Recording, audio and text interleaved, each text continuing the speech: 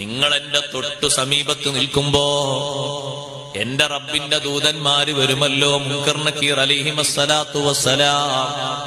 അവരുടെ ചോദ്യങ്ങൾക്ക് എന്ത് മറുപടി പറയണമെന്ന് നിങ്ങൾ എന്റെ പരിസരത്ത് നിന്നാൽ എനിക്ക് ചിന്തിക്കാനും ആലോചിക്കാനും എളുപ്പമാണ്. അതുകൊണ്ട് പെട്ടെന്ന് പോയേക്കരുത് സഹോദരങ്ങളെ. അതുകൊണ്ടാണ് ഒരാഴ്ചക്കാലം ഖബറിലേക്ക് നിരന്തര ബന്ധമായിരുന്നു സഹാബത്തിന്. ത്വാഊസ് റളിയല്ലാഹു അൻഹു പറഞ്ഞില്ലേ, സ്വഹാബിമാര് ഒരാഴ്ചക്കാലം മരണത്തിന് ശേഷം അവരെ കൂട്ടത്തിൽ ആരെങ്കിലും ഒന്ന് മരിച്ചാൽ ഖബറിലേക്ക് ഇടതടവില്ലാതെ വന്നവര് സലാം പറയും. അതുപോലെ തന്നെ ഖബറാളിക്ക് വേണ്ടി ഭക്ഷണം കൊടുക്കും. മുറിയാതെ ചെയ്യുന്ന അമലുകൾ ഒരാഴ്ച തുടരെയുണ്ട്. ത്വാഊസ് റളിയല്ലാഹു അൻഹു സ്വഹാബിയല്ല, ഇബ്നു അബ്ബാസ് റളിയല്ലാഹു അൻഹുവിന്റെ ശിഷ്യനായ താബിഈയാണ്.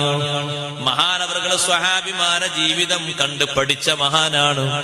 ആ മഹാനുഭാവൻ പറയുന്നു, ഖബറിൽ ഏറ്റവും പരീക്ഷണം നടക്കുന്ന വലിയ വലിയ ചോദ്യങ്ങൾ ചെയ്യപ്പെടുന്ന നേരമാണ് ആദ്യത്തെ 7 ദിവസം. ആ വലിയ പരീക്ഷണം നടക്കുന്ന സമയത്ത് ഖബറാളിക്ക് വലിയ സമാധാനം കിട്ടണമല്ലോ. അതിനുവേണ്ടി സ്വഹാബിമാര് ഭക്ഷണം നിരന്തരമായി കൊടുക്കും. ഖബറാളിയുടെ പേരിൽ ഖുർആനോത്തും നിരന്തരമായി നടത്തും. ഖബറിന്റെ സമീപത്ത് സിയാറത്തും നിരന്തരമായി നടത്തും. വേർപിരിയാതെ ചെയ്യുന്ന അമലുകൾ 7 ദിവസം കാണാം. മരിച്ചു കഴിഞ്ഞാൽ അന്നങ്ങോട്ട് കഴിഞ്ഞ് കുറച്ചുകൂടി നേരം ഇങ്ങനെ ആലോചിച്ച് മറക്കാനായിട്ടില്ല, ഹക്ക് തീർക്കാനായിട്ടില്ല. നല്ലോണം ദുആർക്കണം.